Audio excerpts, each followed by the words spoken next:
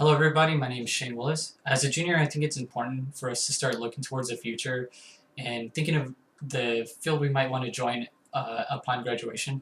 I did my career interview over web development and had this pleasure of speaking with Eric Breffo. He's a web developer slash full stack developer. Eric began his journey at Angelo State University. He graduated with a bachelor's degree in computer science. Eric told me a story about how he got into web development. He was originally a business major, and he wanted to create a gaming website for him and his friends, but was a broke college student and couldn't afford it. So he started dabbling around in web development. He quickly fell in love with it and changed his major, and the rest is history. He worked as a server operator after graduating for about a year.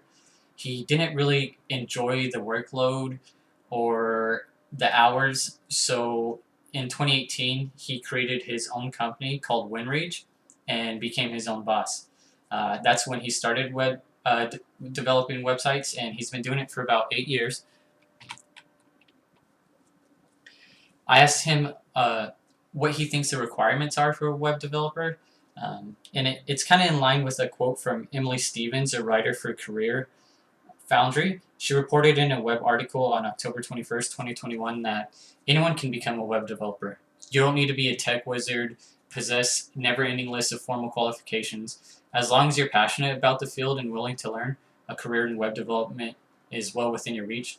And that's exactly what he told me. He told me computer science degree is not required, but it provides flexibility. He tells me that if he wanted to quit making websites, he could easily get another job in the tech field just from his experience and his degree. As far as the skills you need to know, he tells me HTML, PHP, databases, SQL, basically any of the web language you'll need to know.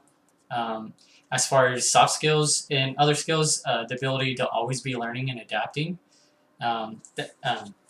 As Sergey Garcia, an author for Free Code Camp, reported on October 17, 2016, it's not uncommon to see people criticizing the abnormally fast pace of evolution of web technologies, or how new JavaScript libraries or framework comes out nearly every day. I think that's exactly what he was trying to tell me. There's always new technologies coming out. Everything's adapting. It's important to stay on top of it if you want to succeed. He also tells me motivation and time management are important. As he's his own boss, he needs to be able to motivate himself, and he has a lot of clients, so he needs to meet a lot of deadlines. So time management is very important. Most importantly, he tells me communication is a key part to his success. He deals with clients and has meetings daily, so if you're not good at communicating, you're never going to succeed. His daily responsibilities and the pros and cons of his job. He doesn't have much of a workload, he told me. He checks emails in response to clients nearly every day, but as far as other things, all he really does is make sure his websites are up to date and his databases. He will begin new projects like staging, development, coding, if he does get new clients. But he does tell me how he travels a lot and basically only needs to take his computer with him. So that's one of the pros for him.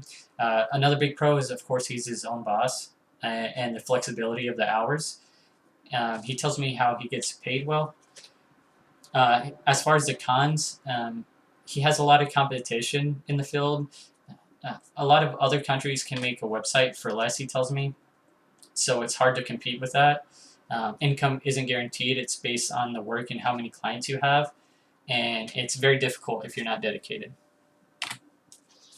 What I learned in my future plans is web development doesn't require a degree, but it's very flexible. You just always have to be learning.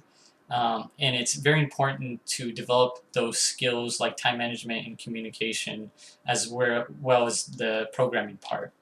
To ensure this, I'm going to continue my degree. I want that flexibility computer science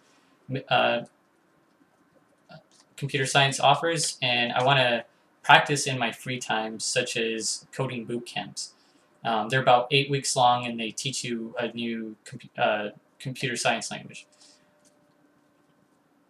I would like to explore other technology careers. I really learned a lot from Eric, and I enjoyed our talk, but I don't think that field is right for me, or that job is right for me. I would like more of a traditional job and not be my own boss, and be able to develop the skills necessary, and maybe um, find that job in the future. But I want to thank you all for listening. I learned a lot from Eric, and I hope you guys all learned something too.